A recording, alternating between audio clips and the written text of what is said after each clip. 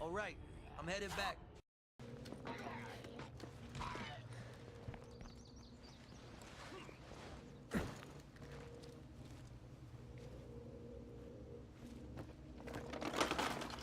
Que muertos, bring the party.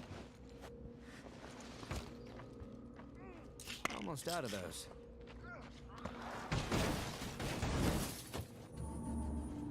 There it goes.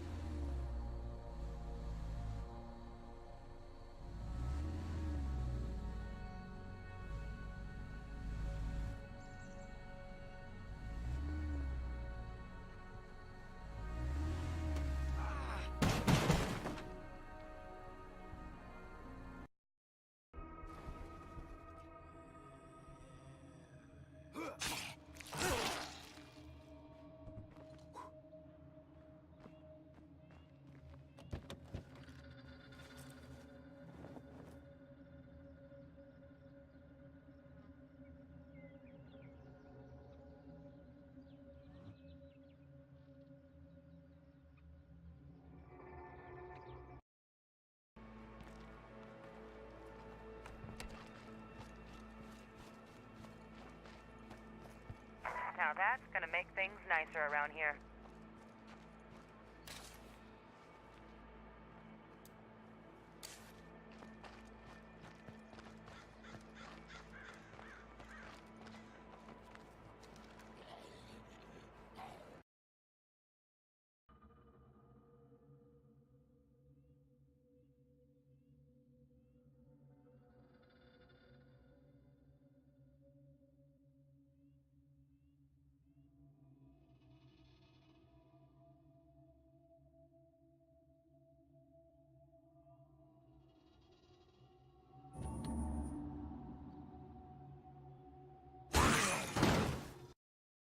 In there for an hour, so it should be fine. Oh, he's he's lying on thin air. Are you trying to kill me? That? He's just floating. Oh yeah, style. No, that fucking throws him out. That gets rid of him. Shooting. Fire mode 2. 2, right. Oh, this only has 2. automatic? In all fairness, that was the most jittery pile of shit I've ever seen in my entire life. The gun. Oh, Wayne just fell to the floor. Hello? Yeah, that's happened game, a couple times to me and Wayne. We basically ran and jumped over a fence, well. and I fell straight through.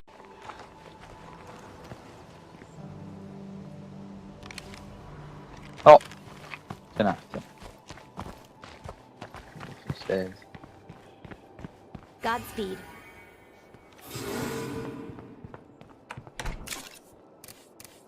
Oh, it's the surveying tower.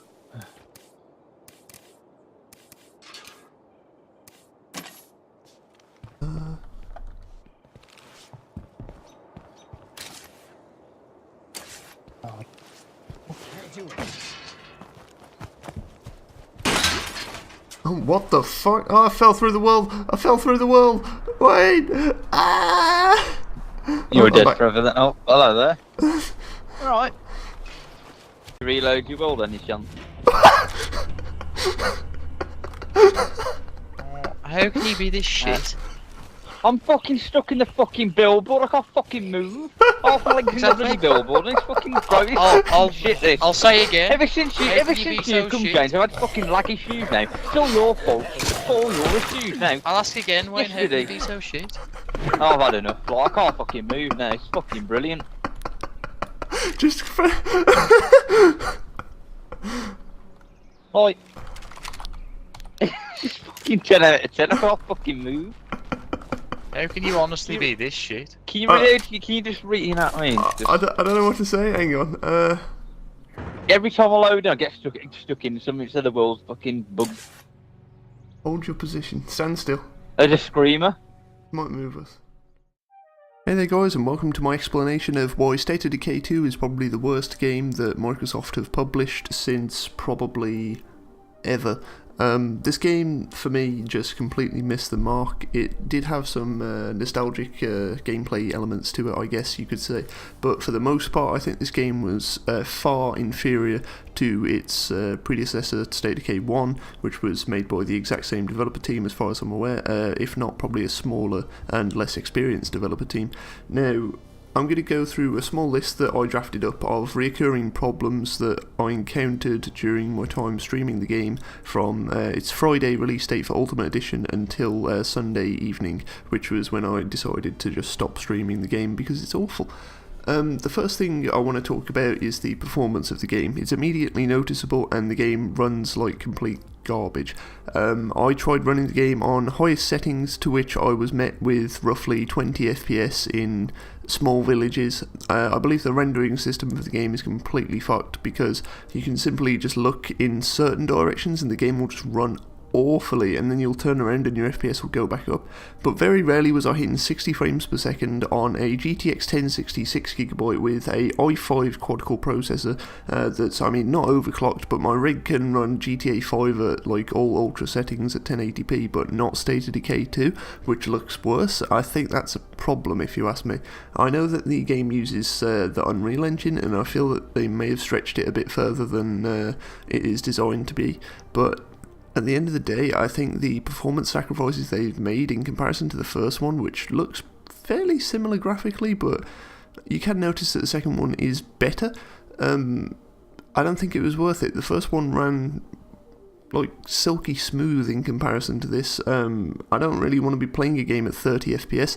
Now, this wasn't just a problem with PC. I had a friend who was playing on the Xbox as well who said that the frame rate was noticeably dropping on several occasions where it wasn't dropping for me, so I assume that the console version may have problems of its own with performance in like medium to high density areas, but the PC version definitely struggles when there are a large amount of zombies inside buildings, and whenever you're rendering like large amounts of interiors by going to like a strip mall or something, there'll be like a hell of a lot of lag. The server itself will just start to fall behind, and if you refer to the clips that will be coming across your screen now, there is one where my friend was stuck in a loading screen, or so it seemed.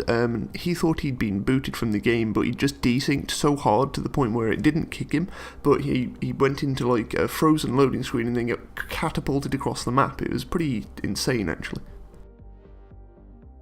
Going from my previous point there, I want to talk about the vehicle physics in co-op. Pretty much all of my points I want to make here are to do with co-op gameplay. I didn't really spend much time in solo, but if you plan to play this game with friends, this is the review for you. Solo, the game seems relatively fine, so just beware that it's worse than the first one. I'll get into why later, but I don't know, I'd definitely say stick around for this. Even if you don't plan to play with friends, you might learn something that may be of use to you. But anyway, the vehicle's physics, in most noticeably co-op, are awful. As you will have seen in the previous clips, just simply tapping a car is enough to flip it and send it spiralling in several directions.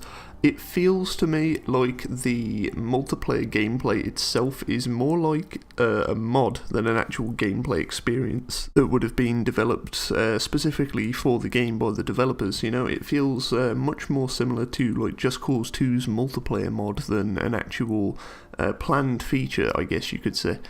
Now, the most noticeable problem for me with the back end of the game, I guess you could say, is the morale system. I feel like this has taken way too much of a front row seat in the game in comparison to the previous, and I think that it's probably a change for the worse. It works in such a depending way, it's completely pointless to have. I spent most of my co-op experience while streaming the game with my base at a negative morale, and honestly it caused no problems whatsoever that I specifically noticed. I feel like that system as a whole should have been reworked and thought out a lot better than it was, because it just seems like a very pointless implementation that would just constantly hit you with negatives about your playstyle, really, rather than be of any use or give you further challenge. It would just constantly say, oh, you're not constantly grinding resources all the time to keep your AI happy, despite it having no effect whatsoever. Another mentionable thing is just how grindy the game has gotten as well. I saw a few reviews of the game prior to its Ultimate Edition release, and a lot of people were complaining about the grind, and I just thought, wow, well, they haven't clearly played the first game and don't understand that you have to go and fetch resources. But I very quickly realised that they were very correct. You find yourself constantly collecting resources now to just keep the smallest of bases intact because of how many times you will just get these bullshit little RNG events that will just slurp away your resources that you've just spent like 20 minutes out collecting. You'll have just got a rucksack of food worth 3 units, you'll get back to your base, you'll leave again, and then you'll get a little pop-up that says, oh, that food was mouldy, we've thrown it all out, and you'll lose like 3 or 4 units of whatever you've just been out to fetch. It's honestly just a really dumb approach to the resources. I think they were much better as a sort of background thing that you would eventually build up a relatively respectable stockpile of, in comparison to something that you were constantly having to go out and fetch that would often take priority over the main quest lines, to the point where you would just find yourself grinding resources for like a good hour or two in order to get yourself in a position to do a main quest, by which time you'll probably have been burnt out on the game and think, wow, I've just spent 2 hours collecting bags of food just so I can do this one, well, I say quest, that's my next point here, which is that there is no story to the game at all. They've gone with a very much, it is what you make it approach, which translates to, we couldn't hire a story writer this time, so we've kind of funneled it all onto you with a few open world events that will make it seem like we added some sort of storytelling, but realistically there is none whatsoever. It's a matter of build up a community, complete the goals that they set for you, and then rinse and repeat, make a new community on one of the other 2 maps, and keep going until you're tired of New Game Plus and realise that they've just sapped away £40 or £25 respectively of release dates. And I don't know, it's just really, really disappointing, this game as a whole. My next problem is the difficulty of the game itself. The co-op experience that I spent most of my time in is completely beyond easy, honestly. I'm not saying that as like, oh, I'm a skilled video gamer, hee XD. I mean, the game is just too easy. It doesn't scale you at all when you've got friends with you, and it makes me just think, well, what the fuck's the point, you know? If I just get 3 friends in, I'm going to be an unkillable machine, and none of us are going to die at all. Like, occasionally in a 3-man co-op session, one person would get possibly infected after having a stroke of bad luck, which is also something that makes no sense, because you can't treat your characters on another character's world. You would have to join your friends, take damage, and then think, damn, I need to go and like heal this off, and then you would either swap to one of your other characters, or if your character were to be infected, you would have to go back to your save, treat them for their infection, and then join back to your friend, rather than being able to use your friend's infirmary to treat your infection. It's a stupid way of approaching it, and I feel like the game has made far too many sacrifices for its Monster Hunter rip-off gameplay style for its co-op, and they should have just stuck with a much less drop-in, drop-out experience, I guess. I mean, even that's fine, but why would you do it in such a way that it makes the co-op gameplay just feel disjointed and weak in so many areas that you feel more like a problem and maybe an occasional source of help than an actual functioning part of your friend's gameplay? It's just, you'll occasionally drop in and then you'll just be like, oh, got an infection on this character, boys, gonna head back to my save real quick. That just takes you out of the experience for the sake of poor development choice as far as I'm concerned. I think this whole, like I say, the whole drop-in, drop-out experience that is, I can only compare to something like Monster Hunter or Far Cry 5 or Far Cry 4 if you ever played that. It's just garbage. Honestly, the co-op is just incredibly poorly implemented, and I advise you not to expect a fun experience with it unless there's some sort of complete rework of it by the time that you're listening to this review, which is highly unlikely because Undead Labs probably won't do anything now until their first DLC, by which time you'll have forgotten about the game. A smaller point I want to make here, well I say smaller, it's actually quite glaringly annoying after a few hours of gameplay, but at night, which would last honestly like up to an hour in game I think, I'm not 100% sure of the timings, it could be more or less, but at night there is an incredibly annoying lighting glitch. I'm not sure how to reproduce it, but I noticed this on the highest settings of the game.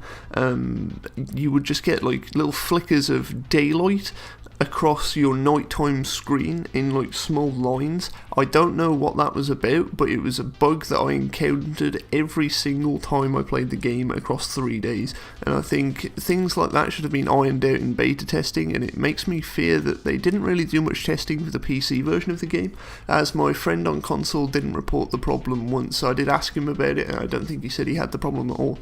However, one problem with console is the fact that there is a complete lack of options to change. You can't turn off the very nauseating motion blur, which is a big problem for me. I'm not sure how good the options are for games on consoles nowadays, as I don't personally own one, but I think lacking such simple options is probably a red flag in my opinion.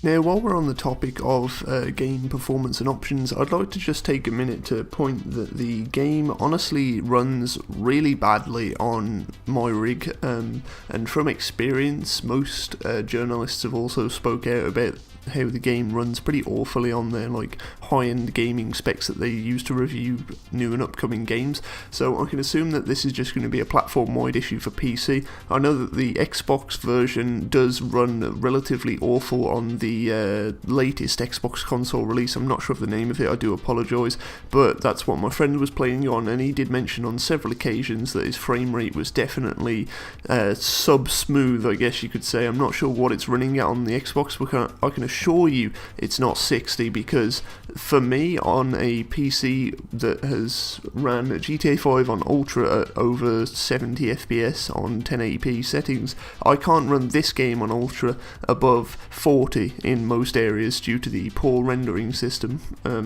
I do think that is another problem that won't get fixed more than likely due to the nature of the studio and the fact that I think they're just going to try and funnel all of their attention into the upcoming DLC that you will get access to with the Ultimate Edition. Not that I hold out any hopes for this, because the main game currently lacks a storyline, so how are you to expand upon a world in the way that State of Decay 1 did, where it gave you these free roam options when the game is already a free roam mess?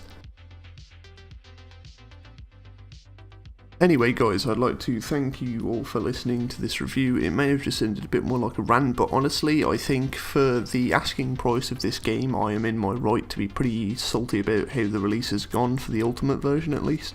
I'm really hoping that they patch the game up for those who intend to buy the game on its actual release date, which is, I believe, when you will be hearing this video, so if you go check the store it should be out, I'm pretty sure.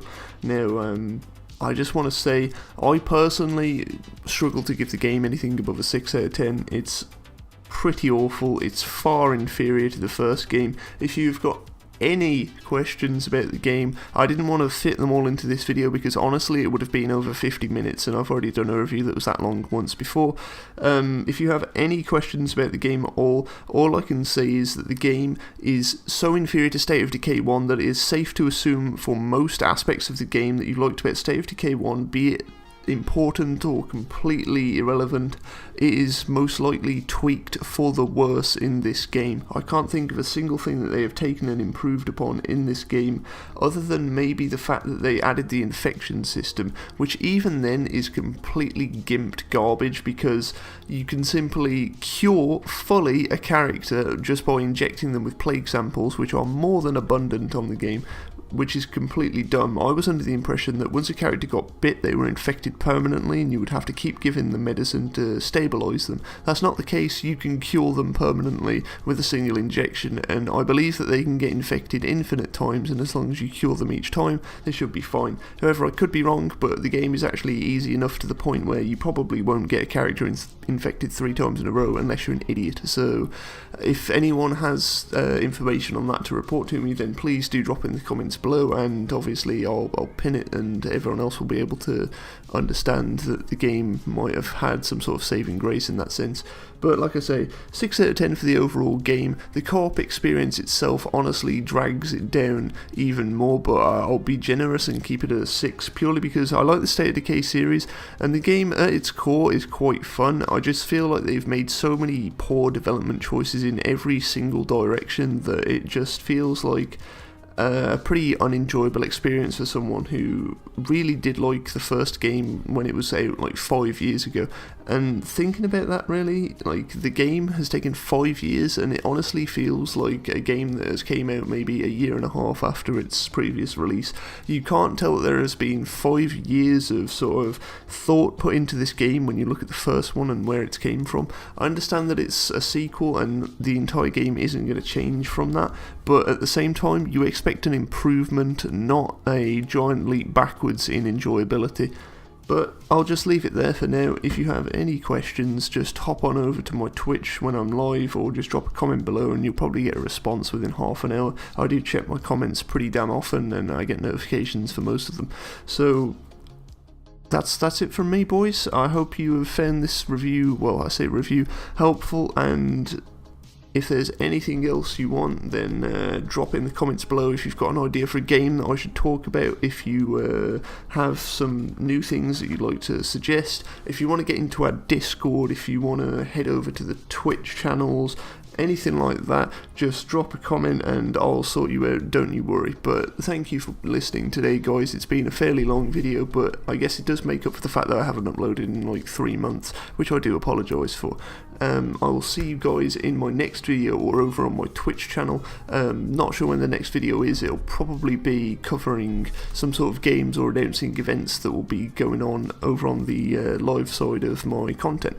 Thanks for listening.